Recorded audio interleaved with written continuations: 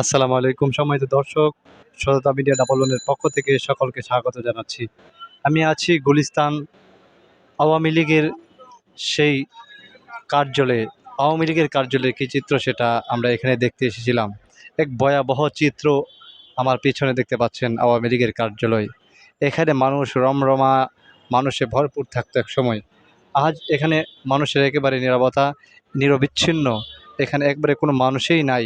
দেখছেন যে একেবারে ভূতের ঘরের মতো একেবারে কী বলবো যে একেবারে আবদ্ধ, কোনো মানুষ নেই। শুনশান নীরবতায় পড়ে আছে আওয়ামী লীগের কার্যালয়। যেই কার্যালয়ে একসময় চলতো, এই এই সারা বাংলাদেশে নেতৃত্ব দেওয়া হতো এই কার্যালয় থেকে। আজ সেই কার্যালয় দেখা যাচ্ছে পড়ে আছে, কোনো মানুষ নেই, একেবারে নীরব নিস্তব্ধ হয়ে আছে। সম্মানিত দর্শকবৃন্দ, সততা মিডিয়া ডাবল ওয়ান আজকে এখানে আপনাদেরকে নিয়ে এসেছে আপনাদেরকে দেখাতে এই যে এই যে চিত্র, এখান থেকে কি শিক্ষার আছে। এখান থেকে অনেক কিছু শিক্ষার আছে। যারা আগামীতে ক্ষমতায় আসবে তারাও যদি স্বৈরাচারী হয়, এই আওয়ামী লীগের কার্যালয়ের মতো তাদেরও অবস্থা হতে পারে।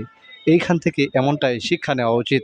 এখানে আসতো আওয়ামী লীগের সাধারণ সম্পাদক ওবায়দুল কাদের থেকে শুরু করে নেতৃত্বস্থানীয় উপরে যে নেতৃত্ব ছিল তারা সকলেই এখানে আসতো। কিন্তু আজ তারা এখানে নেই, তারা পালাতক। এখানে আসতেন আওয়ামী লীগের সভানেত্রী শেখ হাসিনা। কোথায়? তিনি এখানে নেই, তিনি ভারতে পালিয়েছেন। কিন্তু তার এই চিত্রগুলো এখানে পড়ে আছে। সম্মানিত দর্শক, আপনাদেরকে এখানে নিয়ে এসেছি সততা মিডিয়া ডাবল ওয়ান। ভালো থাকুন, সুস্থ থাকুন। এই চিত্রগুলো দেখে আপনারাও শিক্ষা গ্রহণ করুন।